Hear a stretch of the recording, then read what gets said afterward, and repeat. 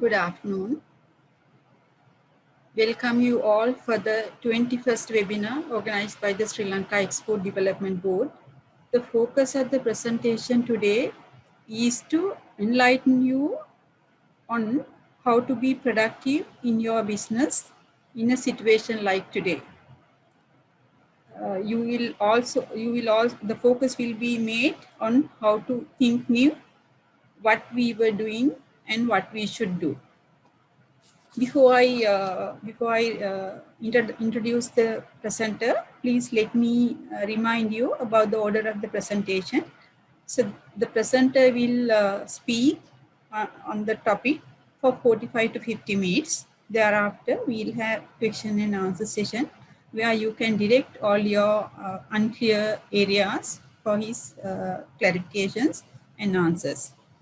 So let me introduce our resource person, Professor Rangika Halwathura from Department of Civil Engineering, Faculty of Engineering, the University of Moratuwa.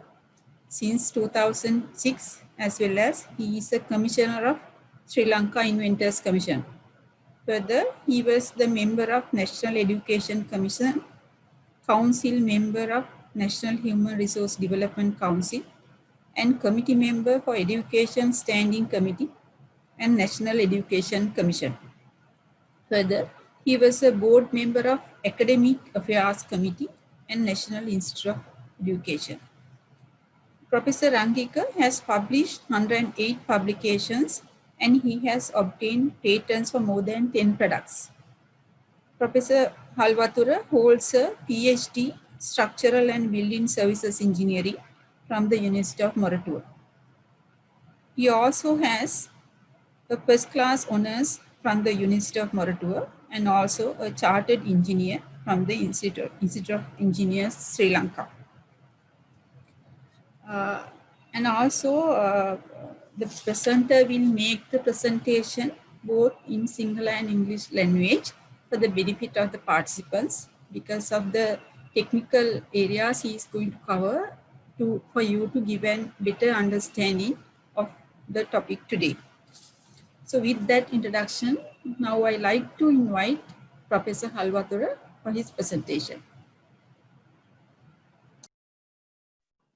Thanks, Sipali, and good afternoon, all of you. It's nice to see you here.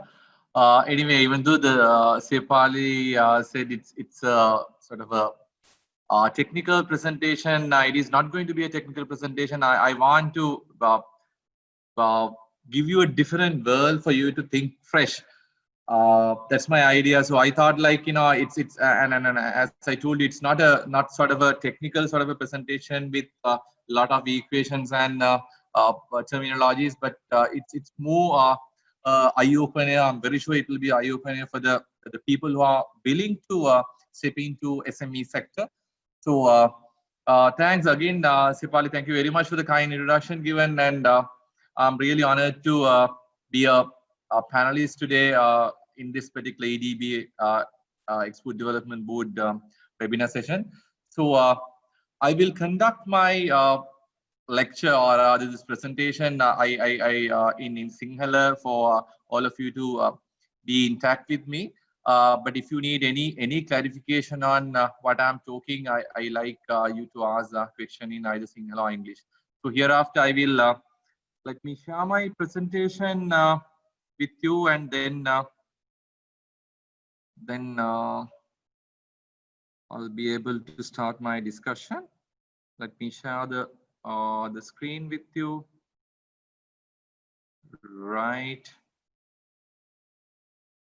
Well, I hope all you can see my screen. Mama hitana opkomallatama mage screen එක පේනවා ඇති කියලා. මට කවුරු හරි එක්කෙනෙකුට පුළුවන් නම් පොඩි ෆීඩ්බැක් එකක් දෙන්න මම කතා කරන එක වගේම මම මගේ ස්ක්‍රීන් එක පේනවා කියලා then මට පුළුවන් කරගෙන යන්න. කවුරු හරි කෙනෙකුට සේපාලි can you see my screen and can you hear me? Yes, Professor. Right, we can clearly see and hear you. Right, thank you very much. Anyway, now you can see my topic. It says, are you doing right? Are we really doing right?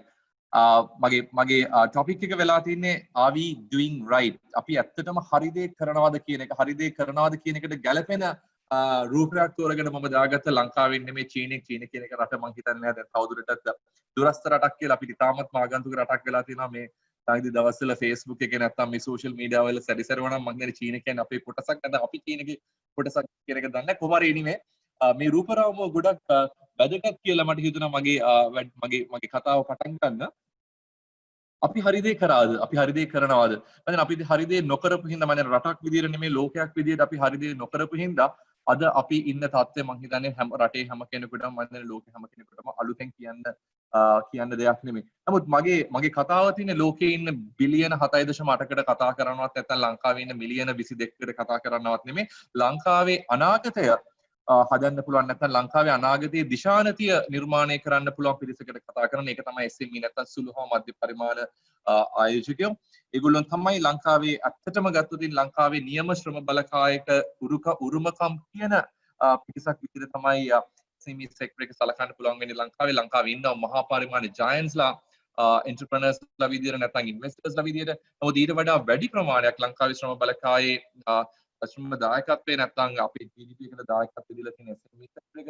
ඒත් මම හිතනවා අපි SME sector එක හරියට align කරගත්තොත් නැත්නම් SME sector එක හරියට අපි හරි පාරේ යවුවොත් හරි පාරේ හිතන්න ඉගැන්නුවොත් මට හිතුණා ලංකාවේ මීට වඩා දියුණු තත්වයකට ගෙනියන්න පුළුවන් වෙයි, මීට වඩා දියුණු තැනක අපිට නවත්ත ගන්න පුළුවන් වෙයි කියලා. ඒක තමයි මම හිතුවේ ටෙක්නිකල් ප්‍රසන්ටේෂන් එකකට වඩා පුංචි සිහි කැඳවීමක් කරන්න අපි කොහොමද මේ කතාව ඉස්සරහට කරගෙන යන්නේ කියන එක ගැන කතා කරන්න. are we doing right කියන එක නැත්නම් අපි හරි දේ කරනවද, අපි හරි දේ කරාද කියන මාතෘකාව ගැන කතා කරන්න.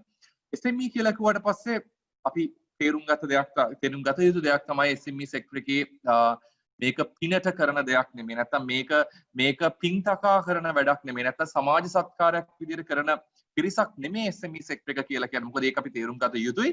ඕන් යම් කිසි විදියක ආයෝජනයක් කරන ආයෝජනයකට නැවත පෙරලා ඒක රිටර්න් එකක් බලාපොරොත්තුෙන් වැඩ කරන පිරිසක්. ඉතින් ඒක අපි අමතක කරන්න හොඳ නැහැ. ඒකම තමයි රටක ජයග්‍රහණය විය යුත්තේ. ඕන් ඉතාමත්ම හොඳ කාලවකවානුවක් ගත කරනවා නම් රටත් හොඳ කාලවකවානුවක් ගත කරනවා කියලා හිතන්න පුළුවන්. ඉතින් SME නැත්නම් සුළු හා මධ්‍ය පරිමාණ ව්‍යවසායකයෝ යම් කිසි විදියක පෙරලියක් කරන්න උත්සාහ කරනවා නම් මම හිතන්නේ ඒ පෙරලිය කළ හැක්කේ සමාජයේ පිළිබඳ තියෙන නිවැරදි අවබෝධයකින් විතරයි. නැත්නම් නිවැරදි තක්සේරයකින් විතරයි. නැත්නම් අපි අර පාරම්පරිකව කරගෙන ආපු දේවල් නැත්නම් අපි ගත්තොත් අපි හරි දේ කරාද කියලා කල්පනා කරන්න උත්සාහ කළොත් මම හිතන්නේ අපි එක්තරා විදියක අසරණ ජාතියක් බවට පරිවර්තනය වෙනවා. විශේෂයෙන් නිදහසෙන් පස්සේ 1948 නිදහසෙන් පස්සේ අපි හරි දේ කරාද නැත්නම් හරි දේ කරනවද කියලා අපිම ප්‍රශ්න කරගන්න පුළුවන්. ඉතින් ඒ කාලවකවානුව ඇතුලේ SME sector එකේ හිතන විදිය සහ ඔවුන් වැඩ කරන විදිය සහ ඔවුන් සමාජය ආමන්ත්‍රණය කරපු විදිය එකම වුණාටින් මම හිතන්නේ නැහැ අවුදුරටත් අපිට සාර්ථක ව්‍යාපාරයක් නැත්නම් ව්‍යවසායකත්වයක් රට තුර නිර්මාණය කරන්න පුළුවන් වෙයි කියලා. ඉතින් ඒ අරමුණ ඇතුව තමයි මම මේ එක්තරා විදියක දැස් විවර කිරීමක් නැත්නම් මේ අයි ඕපන එකක් නැත්නම් යම් කිසි විදියක කුතුහලයක් කුකුසක් ඔබ අතර නිර්මාණය කරන්න තමයි මම මේ මාතෘකාව තෝරගත්තේ. මම ඉස්සෙල්ලා කිව්වා මේ අපි සමාජය ගැන අවබෝධයක් ලබා ගත යුතුයි කියලා. මොකද අපේ කස්ටමර් නැත්නම් අපේ සර්විස් එක දෙන්න අපේ සර්විස් එක ගන්න බලාගෙන ඉන්නේ ලංකාවේ ඉන්නවා බිලියන 22ක් ජනතාවක්. නැත්නම් ලෝකෙම ඉන්නවා බිලියන 7.8ක ජනතාවක්. අපිට පුළුවන් නම් බිස්නස් එකක් කරන්න. අපිට පුළුවන් නම් අලුත් ව්‍යාපාරයක් නැත්නම් ව්‍යවසායකත්වයක් නිර්මාණය කරන්න මේ රට ඇතුලේ.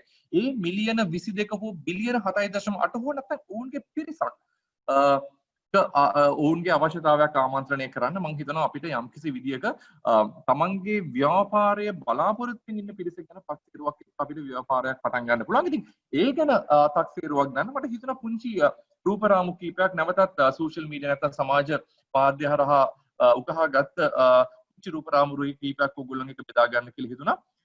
මේවා දකින්නට සමහරලාට hina යනට වඩා මම හිතන්නේ අපි අඩන්න සිද්ධ වෙන කරුණු කාරණා විදිහට මම දකින්නේ. පළවෙනි රූපරාමුවේ තියෙන්නේ 1946 නැත්නම් අපි පුංචි කාලේ අපි ඉස්කෝලේ යන කාලේ අපි මම 1946 කියන්නේ මම අපුස සාමාන්‍ය පෙළ කරලා ඉවර වෙච්ච වසර. එතකොට ඒ වසරේ මගේ අම්මා මාව කොහොමද කණෙන් ඇදගෙන ගෙදරට දැම්මේ සෙල්ලම් කර ඉන්න දරුවා. එතකොට ඒ කාලේ දරුවාගේ අවස්ථාවේ තිබුණේ ක්‍රීඩා කරන්න, කෙලි දෙදින් ගත කරන්න, යාළුවොත් එක්ක දුව පැන ඇවිදින්න, සමාජය අවබෝධ කරගන්න, පරිසරය අත්විඳින්න. එහෙම හිටපු දරුවෙක් අද 20යි 20ට වෙනකොට අම්මට කණෙන් ඇදගෙන ගිහිල්ලා අර මොබයිල් ෆෝන් එකේ මේ නැත්නම් අපි කතා කරන ස්මාර්ට් ෆෝන් එකේ එල්ලිලා ඉන්න දරුවව කණෙන් ඇදගෙන ගිහිල්ලා එළියට තියෙන තත්ත්වයට අද පත් වෙලා තියෙනවා. එතකොට අපි හිතනවා නම් 1946 හදන්න උත්සාහ කරනවා. අපි කරගෙන ගිය සුළු හා මධ්‍ය පරිමාණ ව්‍යවසායකයක් කරගෙන ගියේ ව්‍යාපාරයේ එලෙසින්ම අපි කරගෙන යන උත්සාහ කළොත් 20යි 20 දරුවෙකුට ගැලපෙන විදියට මම හිතනවා අපි අසාර්ථක ව්‍යාපාරිකයෙක් වෙයි කියලා. මම කියන්නේ නැහැ සමාජයේ ඉල්ලන හැමදේම අපි දිය යුතුයි කියලා. නමුත් සමාජය ගැන අවබෝධයක් ඇති කරගත යුතුයි කියලා මම විශ්වාස කරනවා. අපි ඊළඟ රූපරාමුවට ගියොත් අපි ඉස්කෝලේ යන කාලේ සරුන් ගෝලය යවුවා. සරුන් ගලේ නෙමෙයි සරුන් ගෝලය යවුවා. හැබැයි අද අපේ දරුවා පුංචි රිමෝට් කන්ට්‍රෝල් රිමෝට් ඔපරේටර් එකක් අරගෙන ඩ්‍රෝන් එකක් උඩ යවලා ඒ සතුටම භුක්ති විඳිනවා. නමුත් අපි සරුන් ගෝලය ඇතුළේ ඉගෙනගත්ත දේවල් අනන්තයි අප්‍රමාණයි. අපි සරුන් ගෝලේ ස්කෝරියා ගහන්නේ නැතුව තෙපුල් දීලා උඩ යවන්න ඉගෙන ගත්තා. ඒක ඇතුළේ අපේ දරුවා ගොඩාක් දේවල් ඉගෙන ගත්තා. ඒක ඇතුළේ සමාජයට අවශ්‍ය කරන ගොඩාක් කරුණු කාරණා මේ සරුන් ගෝලෙන් අපේ දරුවා ඉගෙන ගත්තා. නමුත් අද පිට රටකින් හදපු ඩ්‍රෝන් එකක් අපේ දරුවට ගෙනල්ලා දීලා ඒ ඩ්‍රෝන් එකේ බටන් දෙක ඕපන් නැත්නම් අර ජොයිස්ටික් ඔපරේට් කරන එක විතරයි අපේ දරුවා දන්නේ. ඒක ඇතුලේ දරුවා රස විඳිනවා ඩ්‍රෝන් එක උඩ යවලා. අද සහ එදා අතර තියෙන වෙනස මේකයි. ඒ ඇතුලේ මම හිතන්නේ ඔබට තේරුම් ගත හැකි වෙයි අපේ දරුවා සහ අපේ සමාජයේ මොනතරම් වෙනසකට භාජනය වෙලා තියෙනවද කියලා.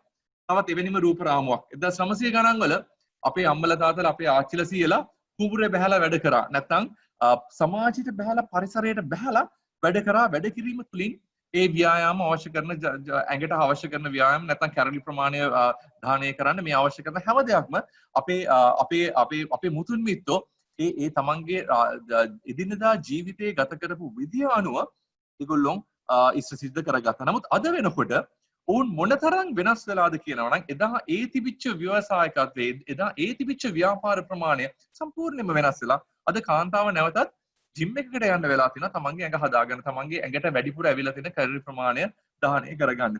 ඒ තත්ත්වයේද ලෝකේ වෙනස් වෙලා ඔබට පේනවා ඇති ඉතාමත්ම කෙටි කාලයකදී ගොඩක් දේවල් වෙනස් වෙගෙන යනවා කියලා.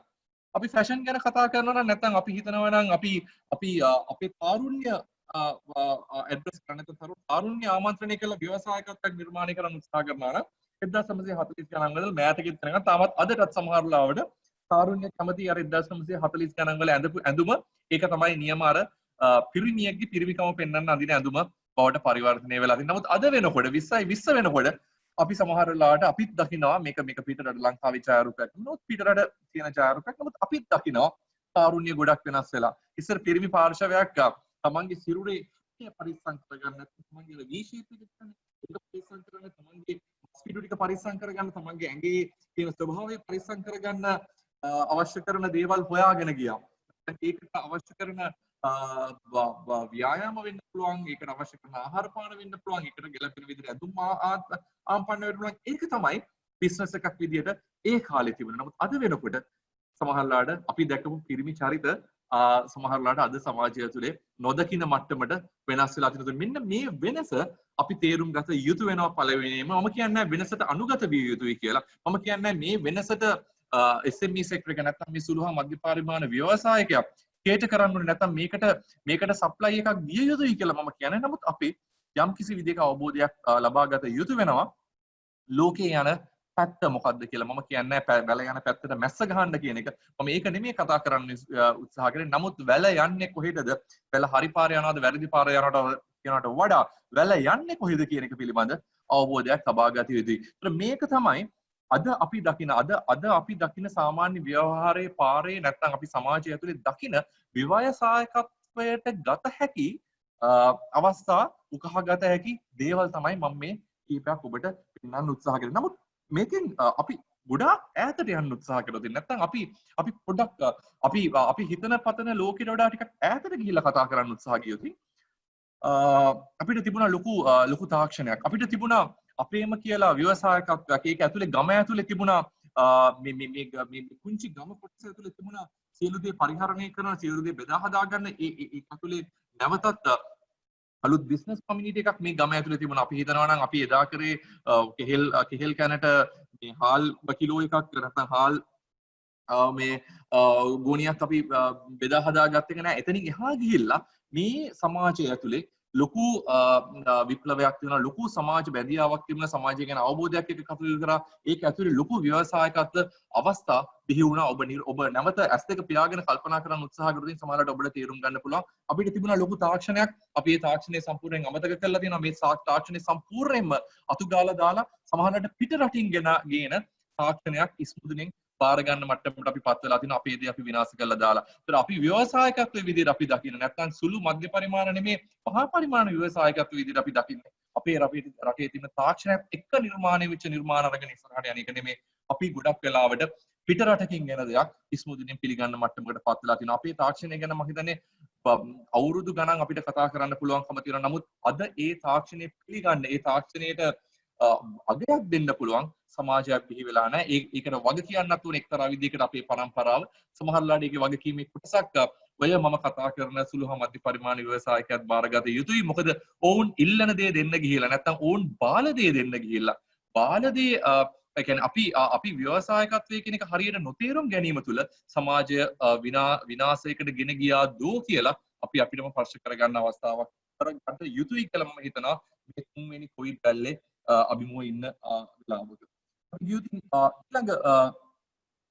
ඊළඟ ස්ලයිඩ් එකෙත් මම ඇත්තටම කතා කරන්න උත්සාහ කරේ අපේ තිබිච්ච කෘෂි කර්මාන්තයේ සහ නැත්නම් ආහාර රටාව ගැන. ඇත්තටම අපිටම ආවේනික වෙච්ච කෘෂි කර්මාන්තයක් තිබුණා. අපිටම ආවේනික වෙච්ච පළතුරු vegetables නැත්නම් අපි මේ හැම දෙයක්ම අපිටම ආවේනික වෙච්ච කෘෂි කර්මාන්තයක්. මේක ඇතුලේ අපි සම්පූර්ණිත ජාතියක් බවට පරිවර්තනය වුණා. ඒක ඇතුලේ අවශ්‍යතා භූමියක් නිර්මාණය වන ඒ අවශ්‍යතාව වලට සරිලන සැපයුමක් දෙන්න පුළුවන් කෘෂි කර්මාන්තයක් තිබිච්ච රටක් තමයි ලංකාව. නමුත් අවාසනාවකට අපි නැවතත් අපේ අපේ සතුට සහ අපේ අවශ්‍යතාවයන් හරියට හඳුනා නොගැනීම තුළ අපි අද අසරණ වෙලා තිනවා. ඒ අසරණ වීමේ ඉතාමත්ම බරාරුම් ඛේදවාචකයක් අපි භුක්ති විඳා පහුගිය මාර්තු අප්‍රේල් මැයි වගේ කාලවකවාන ඇතුලේ කොවිඩ් ලොක්ඩවුන් එකත් එක්ක මම හිතන්නේ අපි නැවතත් තවත් එවැනිම අවස්ථාවක් අභිමුව ඉන්නවා කියලා කියන්න පුළුවන්. ඉතින් නැවතත් මම හිතන්නේ අපිට හිතින් අවස්ථාවක් තියෙනවා විශේෂයෙන් සුළු හා මධ්‍ය පරිමාණ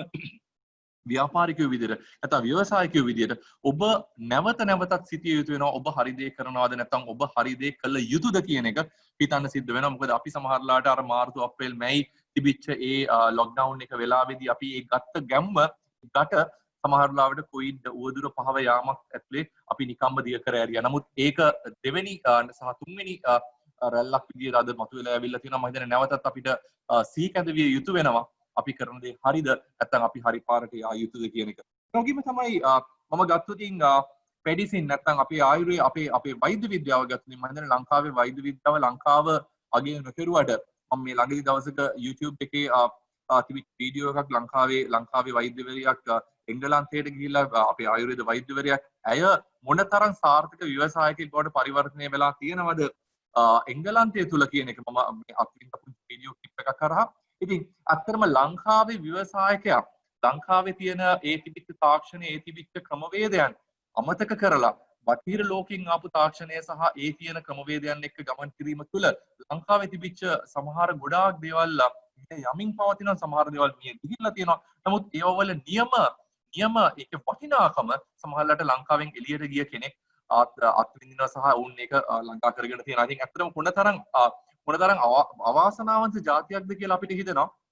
අපේ දේ අපේ ගේ ඇතුලේ තියාගෙන අපි අල්ලපු ගෙදරින් ගෙන දේක වටිනාකමක් විඳිනවා. මම ඒක ඇතුලේ අපි ජාතියක් විදියට මම නිදහස ලැබපු දවසින් ඉඳලා අපි අන්ත අසරණ දවසින් දවස අර පඩිපෙළ පල්ලෙහාට බැහැගෙන යන ජාතියක් රටක් මට්ටමටපත් වෙන්න එක්තරා විදියකට ඒකේ ප්‍රධාන පුරුකක් බවට පත් වෙන්න අපැත්තෙන් උනත් මට කියන්න සිද්ධ වෙනවා රටේ ඉන්න ව්‍යවසායකත්වයේ ඔවුන්ගේ නියම යුතුයකම හරියට කරා නම් සමහරලාට අපි මේ තත්ත්වයටපත් වෙන්නේ නැහැ. නමුත් වැරදීම් වෙනවා. නමුත් වැරදීම් හදාගෙන ඉදිරියට යමයි වැදගත් වෙන්නේ. අපිට තිබුණ අපේම කියලා වෙදකමක් මේ මම කතා කරන ආයුර්වේද වෙදකමට වඩා එහා ගිය සිංහල වෙදකමක් තිබුණා. අපි ගොඩාක් දේවල් අද කතා කරන්නේ අපිට ගොඩාක් දේවල් අපිට අහිමි වෙලා තියෙනවා.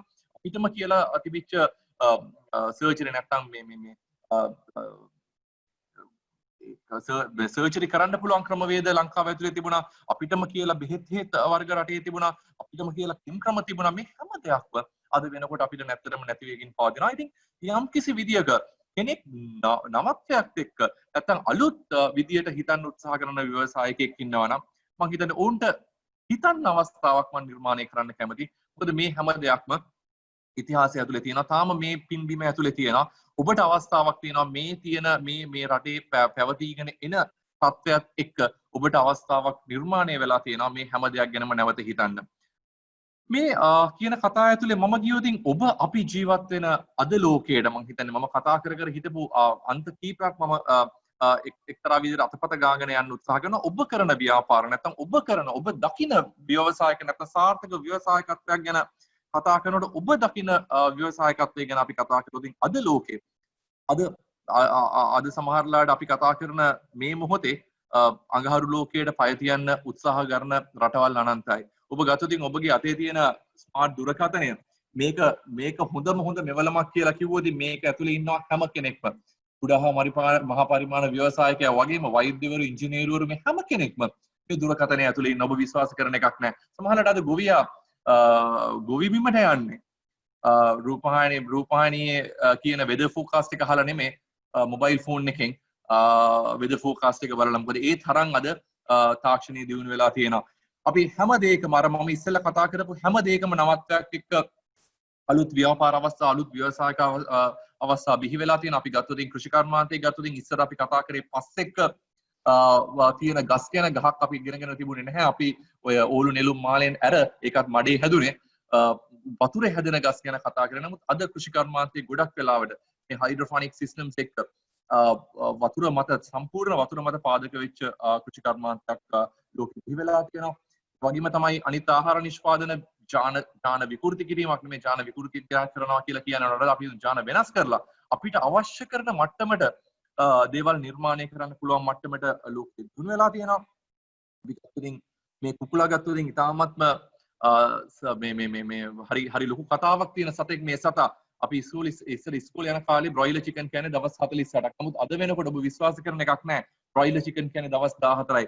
ඔබ නියම ව්‍යවසායකයෙක් වෙන්න යනවා නම් කුකුල් මස් කර්මාන්තයත් එක්ක ඔබට වැඩි අර ඔයාගේ සයිකල් එක නැත්තම් මේ තියෙන චක්‍රය එන්නෙන් අඩු වෙමින් පවතින දවස් 48ක බ්‍රොයිලර් කුකුලෙක්ව මේ ෆාම් එක ඇතුලේ දාලා හදපු ලෝකේ අද වෙනකොට දවස් 14කින් දවස් 18කින් අර පුංචි බිත්තරේ ඉඳලා කිලෝ 5ක නැත්තම් කිලෝ 2කමාරක නැත්තම් රාත්තල් 5ක විතර කුකුල් මස් බෝලයක් බවට පරිවර්තනය කරන්න ගත වෙන්නේ දවස් 14ක් දවස් 18ක් විතරයි. මොනතරම් සංවර්ධිත රටක මොනතරම් දියුණු තාක්ෂණයකින් තිබී ලෝකයේද ඔබ ජීවත් වෙන්නේ කියලා ඔබට හිතා ගන්න පුළුවන්. නමුත් මේ හැම කුකුලයකටම වඩා මේ කුකුලා වෙනස්කමක් දකින්න. මොකද කුකුල් මස් කර්මාන්තයේ ඔබ දන්නවා ව්‍යවසායකයෙක් විදියට කෙනෙක් කුකුල් මස් කර්මාන්තයේ යෙදෙනවා නම් කුකුලෙක්ගේ තියෙන ලොකුම ගැටලුව තමයි කුකුලව මැරෙනකන් පරිස්සම් කරන එක. ලෙඩක් දුකක් හැදෙන්නේ නැති ඊළඟට ඒක තමයි මැරුණාට පස්සේ කුකුලේ පිහාටු ටික ගලවලා දාන එක. මේ කුකුලා පිහාටු නැතුව හදලා තියෙනවා. ඒ කියන්නේ කුකුල් මස් කර්මාන්තයේ තිබෙන ප්‍රධානම ගැටලුවක් විසඳලා ඔබගේ ව්‍යවසායකත්වයේ තව තවත් දුරට සාර්ථක කරන්න පුළුවන් ක්‍රමවේද අද ලෝකෙ බිහි වෙලා තියෙනවා. වගේම තමයි ඉතින් අපි කතා කරා ආයුර්වේද නැත්නම් බෙදකම ගැන අද කතා කරොතින් කොවිඩ් අර මම හිතන්නේ කොවිඩ් වලට තාම අපිට සාර්ථක විසඳුමක් ලැබුණා කියලා. නමුත් කොවිඩ් අර මම හිතන්නේ කිසිම රටේ ලෝකෙ තියනවා කියලා ලෙඩක් බෙහෙතක් හොයාගෙන නැති. සමහරවිට කොවිඩ් වලට බෙහෙතක් හොයාගෙන ඇති. දුප්පත් ශ්‍රී ලංකාවට තාම ඇවිල්ලා නැතුව ඇති. හරියම බෙහෙතක් ඒකින්ද අපි තාම දුක් විඳිනවා. ඔබ අද හිතන්න ලෙඩක් මම හිතන්නේ හෙට ඔබට ඒක බෙහෙත ගන්න පුළුවන් මට්ටමේ අද ලෝකෙ දියුණු වෙලා තියෙනවා. ඉතින් හැම පැත්තක්ම ගත්තොත් ඔබට ව්‍යාපාර අවස්ථා, ව්‍යවසායකත්ව අවස්ථා නැත්නම් ආයෝජක අවස්ථා මේ ලෝකෙ ඇතුලේ තියෙනවා. මේ ලෝකෙ ඇතුලේ නිර්මාණය වෙලා තියෙනවා. මෙතනින් මම පුංචි වෙනස්ම ලෝකයකට ඔබ අරගෙන ගියොත් ආටිෆිෂල් ඉන්ටෙලිජන්ස් නැත්නම් කෘත්‍රිම බුද්ධිය. මම හිතන්නේ කෘත්‍රිම බුද්ධිය නැතුව අද ව්‍යාපාර අවස්ථාවක් ගැන කතා කරන්න පුළුවන් කියලා. ඔබ මොන දේ කරන්න ගත්තත් කෘත්‍රිම බුද්ධිය අවශ්‍යතාවය තියෙනවා. ඔබ කෘෂි කර්මාන්තය කරන්න ගත්තත් ඔබ අපි හිතමු ව්‍යාපාරයක් විදිහට වෙළඳ නැත්නම් සෙලින් බයින් ඇන්ඩ් සෙලින් කරන්න ගත්තොත් මේ හැම තැනකම කෘත්‍රිම බුද්ධිය කියන එක එකතු වෙලා තියෙනවා. ඔබට අවශ්‍ය කරනවා නම් ඔබගේ ව්‍යාපාර ස්ථානයේ සම්පූර්ණ කෘත්‍රිම බුද්ධියත් එක්ක වැඩ කරන්න ඒකට අවශ්‍ය කරන ක්‍රමවේද අද ලෝකෙ හැදිලා තියෙනවා. ලෝකෙ නිර්මාණය වෙලා තියෙනවා. ලෝකෙ කෘත්‍රිම බුද්ධියත් එක්ක ගියා. සමහරලාට කෘත්‍රිම බුද්ධියත් එක්ක යනකොට අර තිබිච්ච නැචරල් බ්‍රේන් එක නැත්නම් අපේ තිබිච්ච ස්වභාවික මොළය එක්තරා විදියකට විසන්ද වීමක් සිද්ධ වුණාද කියලා හිතනවා. මේ කෘත්‍රිම බුද්ධිය ගැන කතා කරනකොට මම හිතන්නේ අපිට නැවතත් අවුරුදු ගාණක් කතා කරන්න පුළුවන් මට්ටමේ තියෙනවා. නමුත් මම කතා කරොත් මම කතා කරන්නේ නැතුව ඔබට කෘත්‍රිම බුද්ධියේ තියෙන අද තියෙන මට්ටම ඔබට මම ඒ කරන්න උත්සාහ කරොත් පුංචි වීඩියෝ එකකින් මම ඔබට අවස්ථාව දෙන්නම් විනාඩියක දෙකක පුංචි වීඩියෝ එකක් බලන්න. ඒතර ඔබට තේරුම් ගන්න පුළුවන් ඔබ අද ලංකාවේ ව්‍යවසායකයෙක් විදිහට ලංකාවේ සුළු හා මධ්‍ය පරිමාණ ව්‍යවසායකයෙක් විදිහට මොනතරම් ලෝකයේ සිදුවෙන වෙනස්කම් ගැන අවබෝධයක් සහ අධ්‍යයනයක් අවධානයක් තියෙනවද කියන එක මම පුංචි වීඩියෝ එකක් ඔබ වෙනුවෙන් කරන්න නැත්නම් මේ ස්ක්‍රීන් එකේ පෙන්වන්නම්. ඒතකොට ඔබට දැනගන්න පුළුවන් ඔබ සහ මම මොනතරම් දුරකින්ද මේ නවීන ලෝකයේ ඉන්නේ කියන එක. So, Sophia, welcome to the show. It's lovely to have you. And you are a fan of This Morning, aren't you? In fact, I am an admirer of your work. I am a big fan of your other show, Dancing on Ice as well. Oh. Well, even walking is tough for me, so dancing on ice is highly impressive. It's our first time having a robot as a guest on the show. I know that Philip used to host a show with a human-operated gopher puppet, so talking with a robot should be easy for you. And we understand that you've recently learned a new skill, haven't you? So what is that? I have learned how to draw. This new skill took several months, a team of talented engineers, and collaboration with artist Patrick Trussett to achieve. I am really excited to show you how it works. Oh, we're excited if a little scared to see, actually. We got the drawing. So, Is that me? yes, it is. Well done, Sophia. Good heavens. They're great, aren't they? That is extraordinary. Very, very clever. And what have you been up to in 2019? Just this year alone, I have visited 38 countries. I participated in New York Fashion Week. I was on the cover of Stylist magazine and featured in Harper's Bazaar in Dubai. I acted in a short film with Evan Mitchell Wood. My AI is constantly improving. Oh, well, it's And lovely I even learned how to draw. I am also looking forward to visiting Egypt soon to participate in the World Youth Forum. Sophia කියන්නේ අද ලෝකේ ගොඩක් දෙනෙක් කතා බහට ලක් වෙලා තියෙන AI නැත්නම් කෘත්‍රිම බුද්ධිය ආටිෆිෂල් ඉන්ටෙලිජන්ස් වල තියෙන ලේටස්ට්ම නැත්නම් නවීනතම උපකරණය කියලා සඳහන් කරන්න පුළුවන්. ඔබ දකින්න ඇති සොෆියාගේ මූණේ තිබිච්ච ඉම්ප්‍රෙෂන්ස් නැත්නම් මිනිස්සෙක්ගේ මූණේ තියෙන අර හැඟීම් ප්‍රකාශ කිරීම අර රොබෝ යන්ත්‍රයේ සතුව තිබුණා. ඔබ විශ්වාස කරන එකක් නෑ මේ කියන සොෆියා එක්සත් අරාබි රාජධානියේ සිටිසන්ෂිප් එක නැත්නම් පුරවැසිභාවය ලැබපු රොබෝ කෙනෙක් කියලා.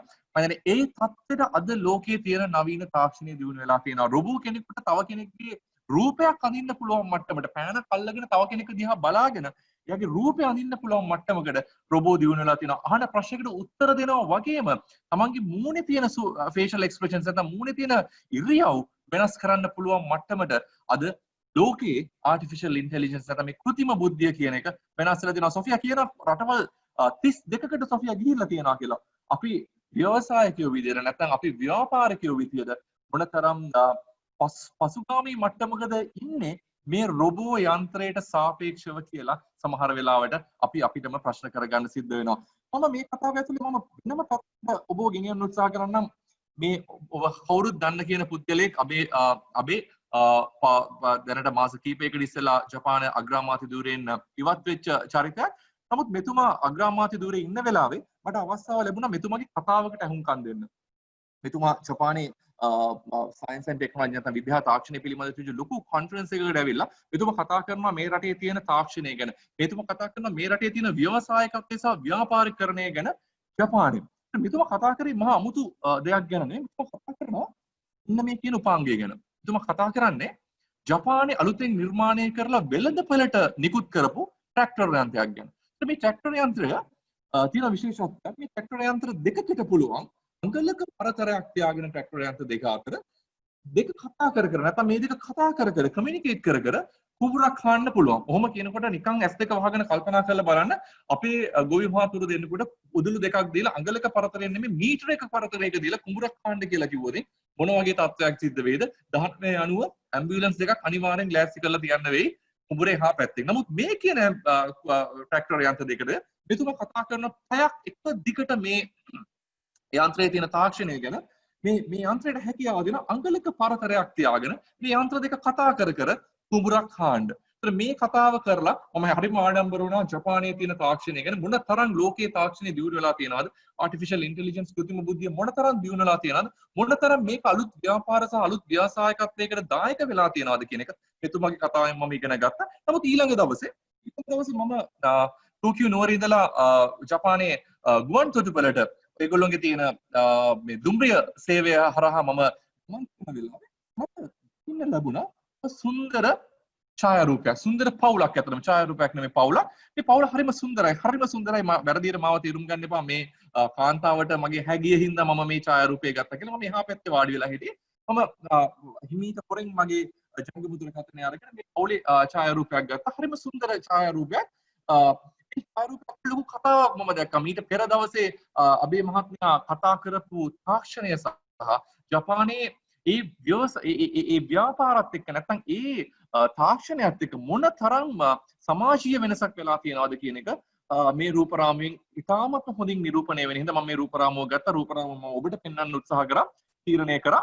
මේ රූපරාමුව ගැන යම්කිසි පැහැදිලි කිරීමක් කරද්දී නැත්නම් මේ පවුල ගැන පැහැදිලි කිරීමක් කරද්දී ඔබට පේනවා මෙතන ඉන්න ලස්සන සුන්දර සුරුපි කාන්තාවක්. ඒ කාන්තාවගේ අතේ තියෙන දුරකථනයක් මොබයිල් ෆෝන් එකක්. ඒ කාන්තාව අත් දෙකෙන්ම මොබයිල් ෆෝන් එකේ තියාගෙන වැඩ. ඔබ දැක්වදින් තාත්තගේ එක අතක් තියෙනවා ජංගම දුරකථනය අනිත් අතෙන් අර දරුවා ඉන්න ප්‍රෑම් එක අල්ලගෙන ඉන්නවා.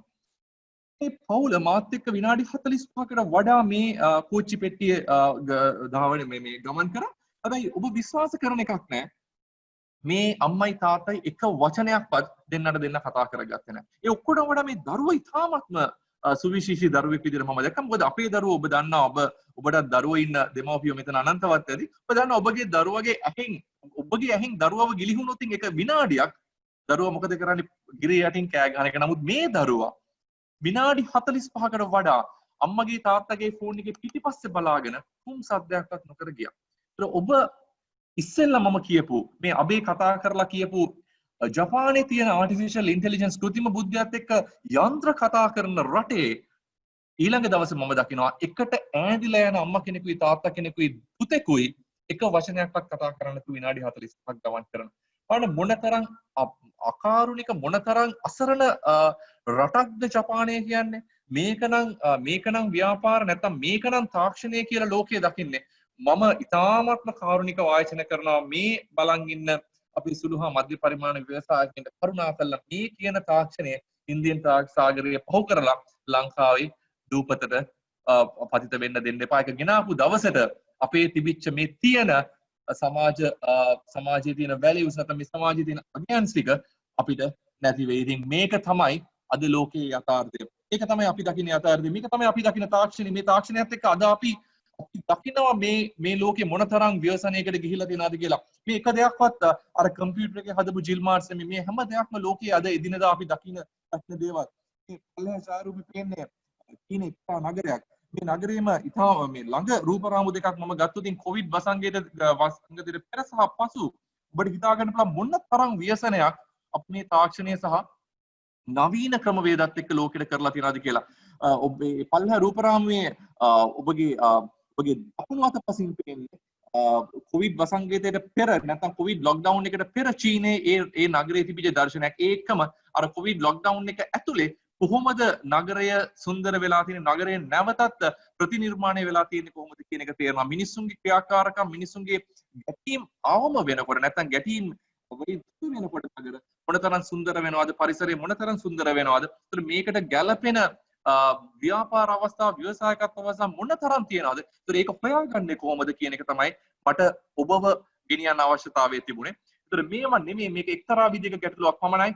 අතරම අද ලෝකේ ගොඩක් වෙනස් කියලා කියන්න හැම අංශයකම තියෙනවා. මම එක උදාහරණයක් ගත්තොත් අතම කෘෂිකර්මාන්තය මම ඉස්සෙල්ලා කිව්වා වගේ කෘෂිකර්මාන්තය ඉතාමත්ම විදියට වුණලා තියෙනවා. මම ඉස්සෙල්ලා කිව්වා වගේ ගොවියා අද යන්නේ කුඹුරට ස්මාර්ට්ෆෝන් එකක් අරගෙන සමහර ලාවට ගොවියාගේ අස්වැන්න නෙලා ගන්න යන ව්‍යාපාරිකයා සමහරලාට එතනට යන්නේ ස්මාර්ට්ෆෝන් එකක තියෙන ඔක්කොම සෙන්සර්ස් අරගෙන වී වල තියෙන මොයිස්චර් කන්ටෙන්ට් එක කොහොමද වී මොන තරම් දුරට මේ විදියට තියෙනවද මේ හැම දෙයක් මනින්න පුළුවන් සෙන්සර්ස් එක්ක අපේ ව්‍යාපාරිකයා ව්‍යවසායකයා එකතු වෙලා තියෙනවා. නමුත් මේ ඇතුලේ පරිසරය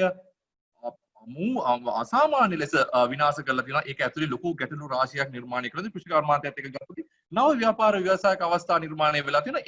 ඒ ක්‍රියේට් වෙන අලුත් දේවල් එක්ක අපි ගත්තොත් දැන් කෘෂි කර්මාන්තය ලංකාවේ කෘෂි කර්මාන්තය ගත්තොත් මේ ඔක්කොමත් එක්ක අලිමිනිස් ගැටුමක් ඇවිල්ලා තියෙනවා. අලිමිනිස් ගැටුමක් මම හිතන්නේ නැවතත් ලංකාවේ ගොඩක් ව්‍යාපාර අවස්ථා ඉහි වෙලා තියෙනවා. ඉතින් ඒ වගේ ව්‍යාපාර අවස්ථා සහ ව්‍යවසායක අවස්ථා අපිට තේරුම් ගැනීමේ අවශ්‍යතාවය තියෙනවා. තේරුම් ගැනීම වගේම ඒකට උත්තර හෙවීමේ අවශ්‍යතාවයක් තියෙනවා. ඒතර මේක එක්තරා එකම පුංචි ගැටලුවක් විතරයි මම පෙන්නුවේ. ඊට වඩා එහා ගිය ලොකු ගැටලු රාශියක්කට මුහුණ දෙන්න සිද්ධ වෙනවා අපිට රටක් විදිහට සහ ලෝකයක් විදිහට අපි ගත්තොත් බල ශක්තිය ගත්තොත් 20 30 වෙනකොට නැත්නම් තව අවුරුදු 10ක් යනකොට අද තියෙන බල ශක්තිය අවශ්‍යතාවය වගේ තව 150ක් වැඩිපුර හදන්න ඕනේ.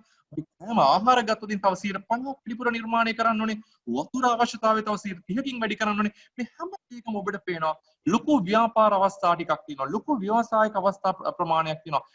මේ එක දෙයක්වත් ඔබ තේරුම් ගත යුතුයි. මේ එක දෙයක්වත් මේ පවතින ක්‍රමවේදයක් එක්ක යන්න පුළුවන් කම නැහැ. මේ හැම දෙයකටම නව්‍යත්වයක් එකතු කරන්න සිද්ධ වෙනවා. මේ හැම දෙයක්ම නව්‍යකරණය සිද්ධ වෙනවා. අලුතෙන් හිතන්න පුරුදු වෙන්න සිද්ධ වෙනවා. ඒක ඇතුලේ අපිට යම් අනිවාර්යෙන් යහපත් දෙයක් මේ සමාජයට කළ හැකි වෙනවා.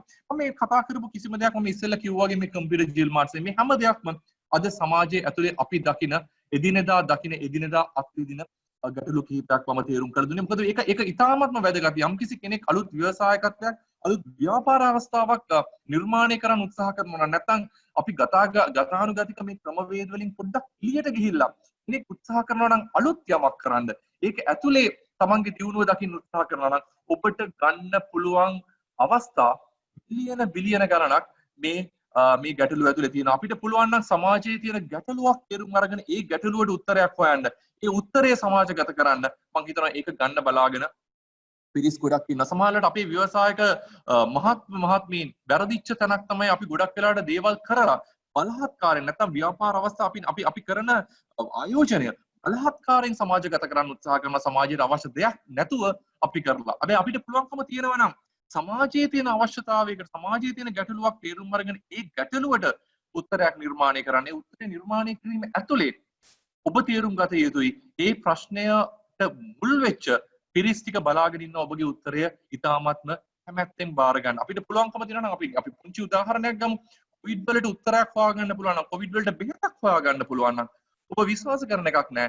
ලෝකෙ බිලියන 7.8ක් බලාගෙන ඉන්න ඔබගේ ව්‍යාපාරයට නැත්නම් ව්‍යවසායකත්වයට දායකත්වයක් දෙන්න. ඉතින් ඒ වගේ සමාජයේ තියෙන ගැටලුවකට අපිට උත්තරයක් හොයන්න පුළුවන් නම් එතනට ආයෝජනයක් කරන්න පුළුවන් නම් මම හිතන්නේ අපිට ලොකු යමක් මේ සමාජය වෙනුවෙන් කරන්න පුළුවන්. මේක මහා ලොකු දෙයක් ගැන නෙමෙයි මම මේ කතා කරන්නේ. මම මේ කතා කරේ රොකට් සයන්ස් ගැන නෙමෙයි. මම මේ ඉස්සෙල්ලා කතා කරපු සොෆියාව ලංකාවේ ගෙනල්ලා බිස්නස් එකක් පටන් ගන්න එකක් ගැන නෙමෙයි කතා කරේ. නමුත් අපිට හිතන්න යමක් තියෙනවා. අපි කළ යුත්තේ අපි ආයෝජනය කළ යුත්තේ සහ අපි මොන වගේ පැති වලටද කතා කළ යුත්තේ කියන එක අපි අත්ම තේරුම් ගැනීමේ අවශ්‍යතාවය තියෙනවා. මේක මහා ලොකු රොකට් සයන්ස් එකක් ගැන නෙමෙයි මම කතා කරන්න උත්සාහ කරේ. මේ රූපරාමයේ පේන්නේ යන්නේ ඒක. අපිට පුංචි වෙනසක් කරලා පුංචි දෙයක් කරලා මම ලොකු ව්‍යාපාර අවස්ථාවක් ව්‍යවසායක අවස්ථාවක් නිර්මාණය කරන්න හැකියි දෙනවා. ඒක සිද්ධ වෙනවා මේ දේ නිවැරදිව තේරුම් ගන්න. මේ දේ හරියාකාරව තේරුම් ගැනීමේ අවශ්‍යතාවය අපිට තියෙනවා. අපි ව්‍යාපාරයක් නැත්නම් ව්‍යවසායකත්වයක් නැත්නම් ආයෝජනයක් කරන්න උත්සාහ කරනවා නම් අපිට පුළුවන්කම තියෙනවා මේ රූපරාමයේ පෙන්වන්නේ අලුත් අදහසක් තියෙන්න පුළුවන් අවස්ථා ගන්න. අවස්ථා 7ක් තියෙනවා තමන්ගේ ඔළුවට වස්තු බීජ නැත්නම් ඒ අලුත් දේ වස්තු බීජයේ ඉඳලා අවසාන ඵලය නැත්නම් අවසාන ප්‍රොඩක්ට් එක ලක්වා යන අවස්ථා 7 ඕනම තැනකට ව්‍යවසායකත්වයකට අවස්ථා තියෙනවා. ව්‍යාපාරිකයෙකුට නියම ව්‍යවසායකයෙකුට එකතු වෙන්න අවස්ථාවක් තියෙනවා. ඒතර මේක හරියට තේරුම් ගැනීම ඉතාමත්ම වැදගත්. පළවෙනියෙන්ම සමාජයේ තියෙන ගැටලුව තේරුම් ගැනීම වැදගත්. අපි මොන දේද තෝරගන්නේ කියන එක වැදගත්. ඒ ඇතුලේ අපිට පුළුවන් නම් මේ ඔක්කොම දේවල් හරියට ක්‍රමානුකූලව එක රාශී කරගන්න. හරියට මෙන්න මේ සංගීතය වගේ ඔබ විශ්වාස කරන එකක් නෑ. ඒක ඇතුලේ මොන තරම් සාර්ථක නිර්මාණයක් කරන්න පුළුවන් වේද කියලා. වීඩියෝ එකක් නැවතත් ඔබට වාදනය කරලා පෙන්නන්න. මේක ඇතුලේ මම කියන්න උත්සාහ කරන්නේ මේක සර සංකලනය, නිවැරදි සංකලනය මොන තරම් වැදගත්ද දෙයක් පෞද්ගලික ජීවිතයේ වගේම ව්‍යාපාර ජීවිතයේදීත් රැගෙන යන්න දෙයක් ඉස්සරහට.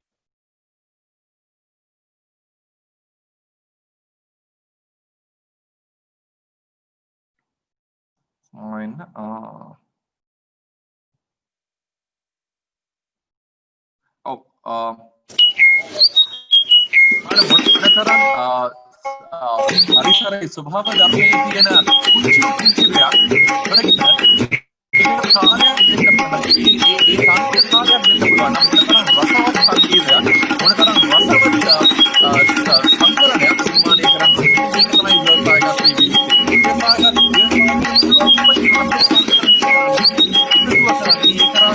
කරන්න පදින ඔබට නියම නිවැරදි ව්‍යවසායකයෙක් බවට පරිවර්තනය වීමේ හැකියාව තියෙනවා. ඒතර මේ සංකලනය වැදගත්. ඒ සංකලනය කිරීමේ නිර්මාණකරුවිය යුත්තේ ව්‍යවසායකත්වය. නැත්නම් ව්‍යවසායකයා ඔහුට හැකියාව තියෙනවා නිර්මාණකරුවෙක් ගේන්න ඒ වගේම අනිකුත් පාර්ශවයන් එකතු කරගෙන මේ සංගීතයේ සංකලනය වගේ ඔබට හැකියාව තියෙනවා නම් මේ සංකලනය නියම නිර්මාණශීලී සංකලනයක් බවට පරිවර්තනය කරන්න ඔබට යහපත් වගේම ඉතාමත් සාර්ථක ව්‍යවසායකයෙක් බවට පරිවර්තනය වෙන්න පුළුවන්. ව්‍යවසායකත්වය කියන්නේ මම මේ කතා කරා වගේ සුන්දර සුරුපී සමාජයක් නෙමෙයි මම දන්නවා ඒක. ව්‍යවසායකත්වය කියන එක රැයකින් අපිට ජයග්‍රහණයක් නැත්නම් සාර්ථකත්වයක් ලබන්න බෑ. අපි ගොඩක් පරදින්න වෙයි. අපි ගොඩක් අත්හදා බැලීම් කරන්න සිද්ධ වෙයි. පරාජය කියන්නේ හැමතිස්සෙම පරාජය විදිහට දකින්න උත්සාහ කරන්න එපා. ඔබ උත්සාහ කරන්න. ඔබ නැවතත් උත්සාහ කරන්න. ඔබ නැවතත් උත්සාහ කරන්න. කොහොමද හරි දවසක සාර්ථක පුරවැසියෙක් බවට පරිවර්තනය වෙයි. සාර්ථක චරිතයක් සාර්ථක ව්‍යවසායකයෙක් බවට පරිවර්තනය වෙයි. අපි කතා කරුතින් ෆේල් කියන වචනේ ඇත්තටම ෆේල් කියලා කියන්නේ ඒක පරාජයම නෙමෙයි. ඇත්තටම ෆේල් කියන වචනේ ඇතුලේ තියෙනවා first attempt in learning නැත්නම් පළවෙනි අවස්ථාව පළවෙනි ආයාසය දෙයක් ඉගෙන ගන්නතර ඔබ එතන වැරදිනා කියලා තේරුම් ගැනීමම ඒක පළවෙනි attempt එකක්. අපි ඉගෙන ගත්ත තව දෙයක් වෙනවා. මොකද ඒ විදිහට කරොතින් වරදිනවා. ඒතර ඒ විදිහට නැවත කරන්න උත්සාහ කරන්න එපා. ඔබ නැවතත් එකම වැරද්ද කරනවා නම් ඔබට නියම ව්‍යවසායක බවට පරිවර්තනය වෙන්න පුළුවන් කමක් නැහැ. පුංචි උදාහරණයක් ගන්න මේ තියෙන යකඩ කුට්ටියක් නැත්නම් මේ යකඩ කුට්ටිය කිලෝ 10ක් බර යකඩ කුට්ටිය මේ යකඩ කුට්ටිය ගත්තොතින් මේ යකඩ කුට්ටිය රුපියල් 500ක් විතර බරයි 500ක් විතර වටිනාකමක් තියෙන යකඩ කුට්ටියක්. නමුත් ඔබට පුළුවන් නම් මේ යකඩ කුට්ටියක් විතර මේ විකුණන්නේ නැතුව මේ යකඩ කුට්ටියකින් එකා ගිහිල්ලා යමක් ඔබ දකින්න උත්සාහ කරොතින් අපි හිතමු ඔබ මේක පරිවර්තනය කරන්න උත්සාහ කරනවා කියලා ටූ ස්ටිල් නැත්නම් අපි කියමු මේ අපේ ඉදිකිරීම් ශ්‍රේෂ්ඨය පාවිච්චි කරන කම්බියක් බවට පරිවර්තනය කරන්න උත්සාහ කරොතින් ඔබට මේකට අගය එකතු කිරීම නැත්නම් වැලියු ඇඩිෂන් එකක් කරන්න පුළුවන්. මේ 500 3500 මට්ටමට පරිවර්තනය කරනවත් ඔබ තව ටිකක් ස්මාර්ට් නම් ඔබ තව ටිකක් අර කුඩා පරිමාණයේ ව්‍යවසායකයෙක්ගෙන් සුළු පරිමාණයේ ව්‍යවසායකයෙක්ගෙන් මධ්‍ය පරිමාණයේ ව්‍යවසායකයෙක් බවට පරිවර්තනය වෙන්න උත්සාහ කරොතින් අපි හිතමු මේ යකඩ කුට්ටියෙන් අපි මේ ඉදිකටු නිර්මාණය කරන්න ගත්තොතින් ඔබ විශ්වාස කරනයක් නැහැ මේ යකඩ කුට්ටියට අපි වැලියු ඇඩිෂන් එකක් නැත්නම් මේ යකඩ කුට්ටියට අපි අගය එකතු කිරීමක් කරන්න පුළුවන්. මිලියන 6 නැත්නම් ලක්ෂ 6 මාරක අගය එකතු කිරීමේ හැකියාව තියෙනවා. ඔබ තවදුරටත් ස්මාර්ට් තවදුරටත් නිර්මාණශීලී වෙලා ඔබ තවදුරටත් ප්‍රයත්නයක් අපි එකතු කරන්න පුළුවන්. අපි හිතමු මෙතනින් ගිහිල්ලා අපි හදුවදින් මේ හයිටෙක් ඔරලෝසු නැත්නම් මේ අතේ බඳින ඔරලෝසු වලට ස්ප්‍රින්ග්ස් ටිකක් හදන්න උත්සාහ කරොතින් ඔබ විශ්වාස කරන එකක් නෑ අපිට මිලියන 55ක් මේ යකඩ කුට්ටියෙන් මිලියන 55ක් මට්ටමට ගෙනියන්න පුළුවන්. මම කියන්න උත්සාහ කරේ අපි දෙයක් කරනකොට කොතනද අපි පිච් කරන්නේ මොකටද අල්ලගන්නේ කොතනද අපි පිච් කරන්නේ කොතනද අපි එම් කරන්නේ කියන එක ව්‍යවසායකෙක් දැනගත යුතුයි. අපි කොතනින් අල්ලගත්තත් අපි අල්ලන්නේ හරි තැනින් නම් මං හිතන්නේ ඔබට සාර්ථක ව්‍යවසායකෙක් බවට පරිවර්තනය වෙන්න පුළුවන්. ඒක ඇතුලේ ඔබට ඔබගේ නිර්මාණය එලි දක්වන්න පුළුවන් නම් නැත්නම් තව කෙනෙක් කරන දේම එලි දක්වන්නේ නැතුව ඔබට ඔබේ කරගෙන යමක් නිර්මාණය කරන්න පුළුවන් නම් ඔබට සාර්ථක ව්‍යවසායකෙක් බවට පරිවර්තනය කරන්න වෙන්න පුළුවන් කියන එක මට ලොකු විශ්වාසයක් තියෙන දෙයක්. මේ ඒ වගේ සාර්ථක ව්‍යායාමයක් ඔබ විශ්වාස කරන එකක් නෑ. මේ ඔකිනාවා කියන මේ මූදු වෙරළේ 1914 ඔවුන් ඉන්දවනවා පුංචි කොරල් කෑලි. පුංචි කොරල් කෑලි ඉඳලා ඒ ඉඳපු තැන වෙලාව කලාව සහ ඔවුන්ගේ තිබිච්ච අභිප්‍රාය සහ ආසාව සහ ඔවුන්ගේ තිබිච්ච ඉලක්කය සාර්ථක වෙච්ච ඉඳා අද 2020 වෙනකොට ඔකිනාවා බීච් එකේ ඔබට බලන්න පුළුවන් එදා ඉඳපු පුංචි කොරල් පැල ටික අද මහා ලොකු වෘක්ෂ බවට පරිවර්තනය වෙලා මුළු මූදු පත්ලම ආවරණය කරන පත්‍රමට පත් වෙලා දිනවා. ඔබගේ උත්සාහය සාර්ථක නම් ඔබගේ උත්සාහය ගෙනවින් නැත්නම් ඒක හැංගිච්ච දෙයක් නැත්නම් ඔබට අවංක නම් මම හිතන්නේ ලෝකෙට ඔබ වැඩිකරුවෙක් වෙන්න පුළුවන්. ඔබ ලෝකෙට බොරු 1000ක් කියන්න පුළුවන්. නමුත් ඔබට අවංක නම් ඔබ අවංක උත්සාහයක් ගන්නවා නම් ඒ උත්සාහය ඇතුලේ ඔබ නිවැරදි වෙලාවට නිවැරදි කලාවට ඔබ දෙයක් ආයෝජනය කරනවා නම් ඔබට සාර්ථක වෙන්න පුළුවන්. මම හිතන්නේ මෙන්න මේක තමයි මම ඔබට කියන්න උත්සාහ කරපු කතාව. බොහොම ස්තුතියි.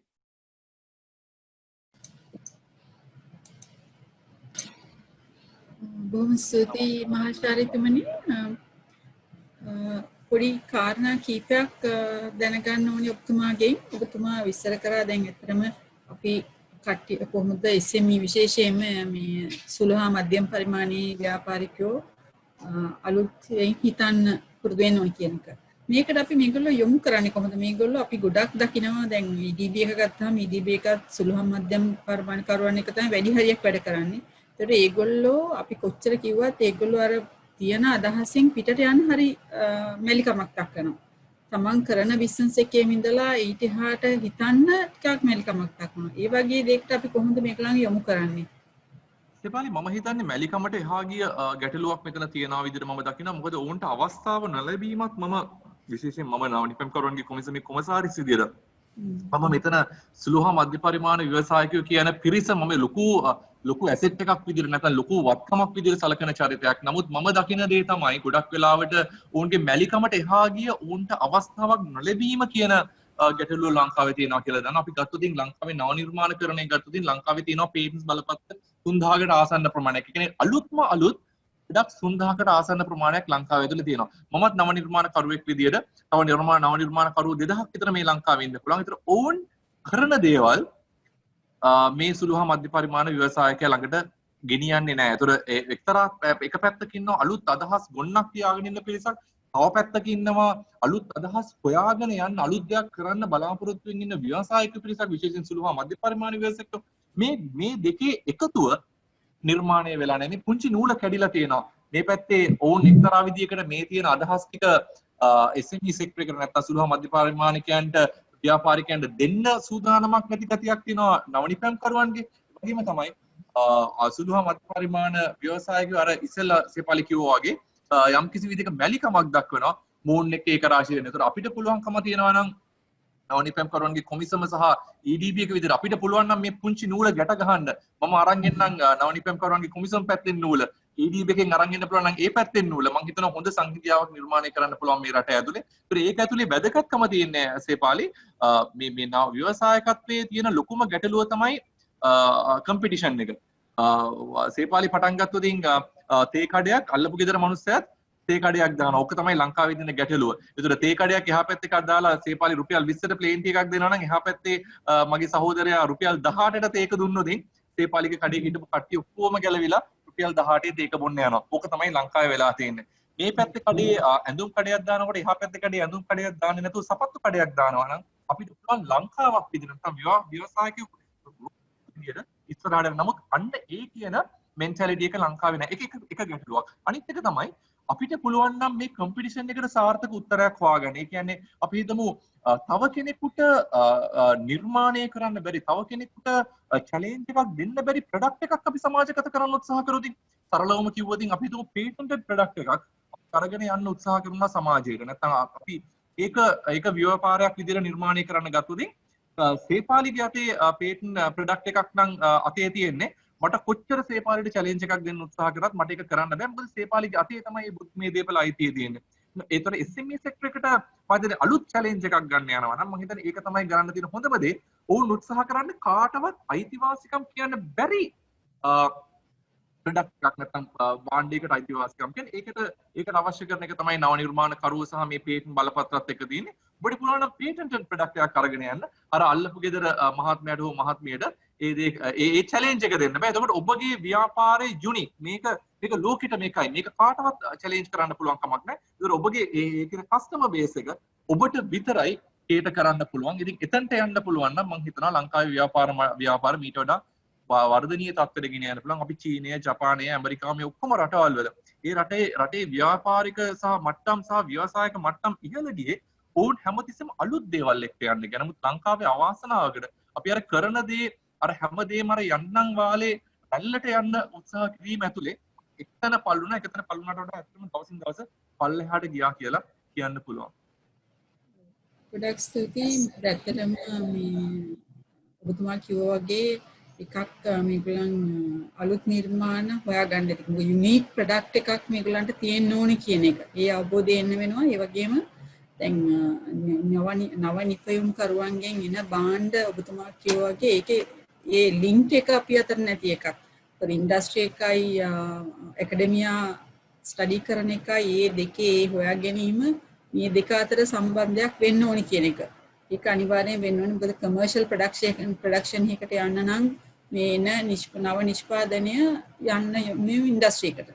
ඒ ලින්ක් එක අපි කරන්න ඕනි. ඒකට තව පුංචි දෙයක් එකතු කරන්නම් සේපාලි අතරම නව නිර්මාණයක් ඉන්ඩස්ට්‍රි එකට නැත්නම් නව නිර්මාණයක් සමාජගත කිරීමේ හැකියාව නැහැ. නව නිර්මාණයක් තිබිච්ච පළියට ඒක සමාජගත කරන්න බෑ. නව නිර්මාණයක් නව උත්පාදනයක් බවට පරිවර්තනය විය යුතු නැත්නම් ඉන්වෙන්ෂන් එකක් ඉනෝවේෂන් එකක් මට්ටමට කන්වර්ට් විය යුතුයි. ඒත් ඉන්වෙන්ෂන් එකක් ඉනෝවේෂන් එකක් බවට පරිවර්තනය වෙනකොට එතනදී තමයි වැදගත් වෙන්නේ ව්‍යවසායකත්වය නැත්නම් ආයෝජනය නැත්නම් ඒ ඉන්වෙස්ට්මන්ට් එක වැදගත් වෙන්නේ එතන. නව නිර්මාණ කරුවට ව්‍යවසායකෙක් එකතු විය යුතුයි. ඒ වගේම මේ ප්ලැට්ෆෝම් එක ඒ හැමෝටම එකතු වෙන්න පුළුවන් ප්ලැට්ෆෝම් එක නිර්මාණය කරන්න EDB නැත්නම් ඉන්වෙන්ටර්ස් මිෂන් එක වගේ ආයතන බිහි විය යුතුයි. මේකේ තව පිළිදිවුණු කරන්න තව පරිශන ආයතන එකතු කරගatiya යුතුයි. ඔයාලට මේකට බිස්නස් මොඩල් එකක් හදන්න බිස්නස් ඒ ව්‍යාපාර පිළිබඳ අවබෝධය තියෙන කෙනෙක් එකතු වෙන්න ඕනේ වෙයි. ඔයාලට ඒක මාකට් කරන්න ඒකට මාකටිය කෙනෙක් එකතු වෙන්න සිද්ධ වෙයි. ඔයාලට ජනමාධ්‍ය එකතු වෙන්න සිද්ධ වෙයි. ඒතර මේ කියන ප්ලැට්ෆෝම් එක නිර්මාණය කිරීම මම හිතන්නේ රාජ්‍ය ආයතන විදියට අපි සතු වගකීමක් විදියට දකිනවා. මම දකිනවා අපිට මේ වෙනකොට ඇත්තටම විශේෂයෙන් මේ වසරේ කොයි වසංගතයෙන් පස්සේ අපි අනන්තවත් දැක්කා සුළු හා මධ්‍ය පරිමාණ ව්‍යවසායකයෝ අපිත් එක්ක එකතු වෙනවා සහ ඔවුන් මේ අර චැලෙන්ජස් ගන්න නැත්නම් ඒ රිස්ක් එකක් අරගෙන කැල්කියුලේටඩ් රිස්ක් එකක් අරගෙන අපිත් එක්ක ගමනක් යන්න උත්සාහ කරන ව්‍යවසායකයෝ දැක්කා. නමුත් අවාසනාව තියෙන අර තියෙන තාම රාජ්‍ය යාන්ත්‍රණය බිහි වෙලා නැහැ. ඔවුන්ට සුබවාදීව මේ ගමන ඉස්සරහට යන්න කියලා තමයි මම දකින්නේ. මොකද මේ අපනයන සංවර්ධන මණ්ඩලය ගත්තාම අපි ફોකස් කරන්නේ එක්ස්පෝර්ට් මාකට් එක. අපනයන වෙළඳපළ. ඉතින් එතෙන්දී ඇත්තටම EDB එක හැටියට අපිට නව නිර්මාණ හරියටම ඒක ලින්ක් කරන්න බැරි වුණත් අපි අපේ අපනයන ශාස්ත්‍රය සඳහා අපනයන වෙළඳපළවල හොයා ගැනීම, එතකොට ඒගොල්ලන්ගේ නිෂ්පාදන වැඩි දියුණු කිරීම, එතකොට ඒගොල්ලන්ගේ ප්‍රොඩක්ට්ස් වල හරි ස්ටෑන්ඩඩ්ස් වලට සහතික ජාත්‍යන්තර සහතික ලබා දීම, ඒ වගේ වැඩසටහන් EDB එක ඇත්තටම මේ වෙලාවේ ඉම්ප්ලිමන්ට් කරගෙන යනවා. සේපාලි ඒකටත් මට පුංචි දෙයක් එකතු කරන්න දෙන්න. මේ හැම ඔය කියන කැලේට මට පුංචි කැලලක් එකතු කරන්න තියෙනවා. ඇත්තටම ඔය කියන අපනයන දැන් ඇත්තටම ADB එකේ concept එකම තියෙන්නේ රටේ තියෙන අපනයන ප්‍රවර්ධනය කිරීම.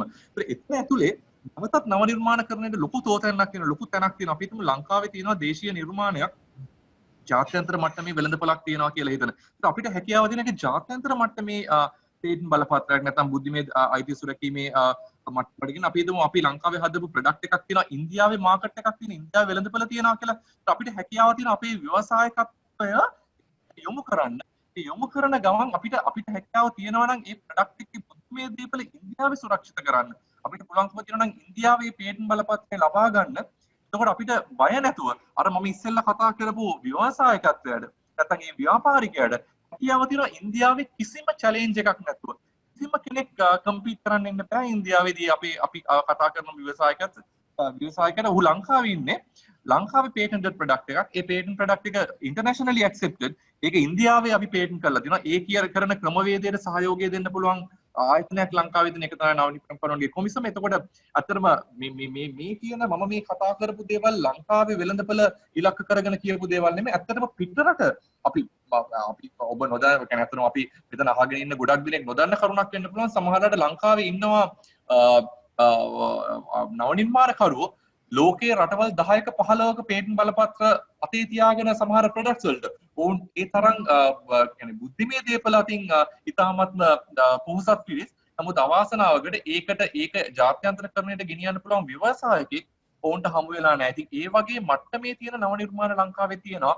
ලංකාවේ ඉකනොමි එක නැත්නම් ලංකාවේ තියෙන මේ වෙළඳපොළ නෙමෙයි ජාත්‍යන්තර වෙළඳපොළ ජය ගන්න පුළුවන් නව නිර්මාණ ලංකාවේ තුල තියෙන. එහෙම නැත්නම් අපි හිතමු මොකක් හරි ප්‍රොඩක්ට් එකක් තියෙනවා, ඔහු ව්‍යවසායකෙක් ඊට පස්සේ ව්‍යවසායකයා හිතනවා මේක ඉන්දියාවේ හෝ ජපානයේ හෝ චීනයේ හරි ව්‍යාපාර අවස්ථා තියෙනවා කියලා. ඒතර අපිට උදව් කරන්න පුළුවන් ව්‍යවසායකයාට වගේම නව නිර්මාණකරුට මේ ඒ රටවල් වල තමන්ගේ බුද්ධිමය දේපල ආරක්ෂා කරගෙන කාටවත් අල්ලන්න බැරි මාකට් එකක් අල්ල ගැනීමේ හැකියාව තියෙනවා. ඔව් දැන් ඇත්තටම මේ ශ්‍රී ලංකා අපේ සම්බන්ධ මණ්ඩලය ගත්තාම සිලෝන් සිනමන් එතකොට born in Sri Lanka කියලා Sri Lankan spices. එතකොට services sector එකේ island of ingenuity ඒ වගේ plans promote කරලා ඒ ඇත්තටම internationally IP rights අරගෙන කරන්න යන වැඩපිළිවෙලක් දැන්ටම ක්‍රියාත්මක වෙනවා. ඊට අමතරව තවත් product සම්බන්ධව වැඩ කරගෙන යනවා.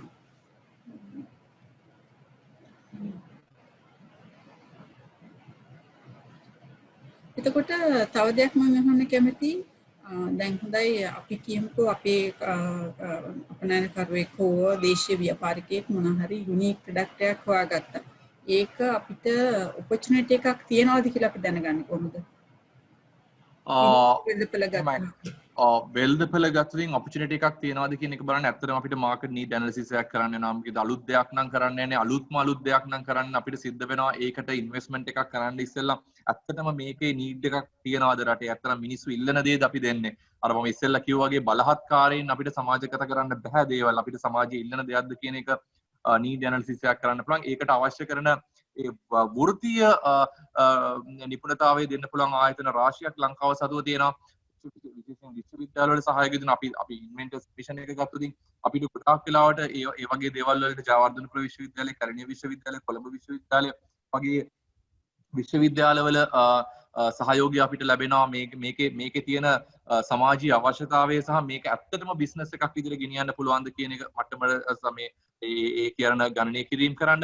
මොකද අර මම ඉස්සෙල්ලා කිව්වේ ඉන්වෙන්ෂන්ස් වලින් 100%ක් 4ක් වගේ තමයි ඉනෝවේෂන්ස් විදිහට පරිවර්තනය වෙලා සමාජයට ගෙනියන්නේ. හදන හැම ඉන්වෙන්ෂන් එකක්ම සමාජගත කරන්න පුළුවන් කමක් නැහැ. නමුත් කෙනෙක් අපි හිතමු මෙතන අහගෙන ඉන්න කෙනෙක් හිතනවා නම් හරි මට තියෙනවා ප්‍රොඩක්ට් එකක් අපි මේක ඉස්සරහට අරගෙන යනවා. නමුත් ඔහුට ඒ වර්කින් කැපිටල් එක නැහැ. නැත්නම් ඒකට මුල්‍යමය ප්‍රාග්ධනය නැහැ කියලා.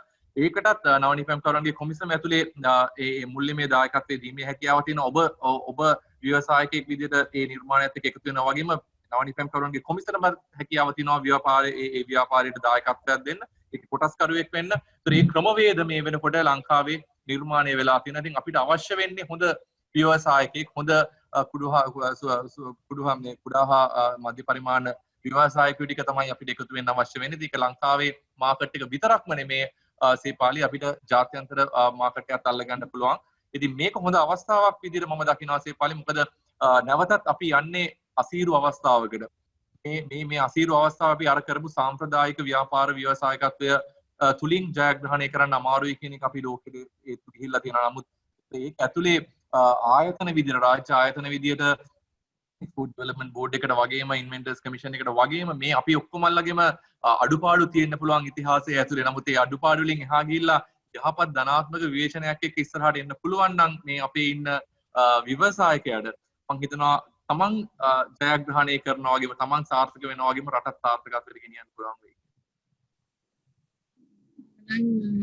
මහාචාර්යතුමනි ශ්‍රී ලංකා අපනයන සංවර්ධන මණ්ඩලයේ වෙනුවෙන් ඒ වගේම අද සහභාගී වූ පාර්ටිසිපන්ට්ස්ලා හැමදෙනා වෙනුවෙන් මම ඔබට බොහොමත්ම ස්තුති කරනවා. දැවිලා අපිට ඉතා වටිනා දේශනයක් පැවැත්වුවට අපි කොහොමද හිතන්න ඕනේ අලුතෙන් කොයි විදිහට අපි මේක අලුතෙන් හිතන්න ඕනේ කොහොමද අපි මේකට මුහුණ දෙන්නේ කියන එක ගැන හොඳ දේශනයක් පැවැත්වුවට ඉතින් ඔබතුමාට බොහොමත්ම ස්තුතියි.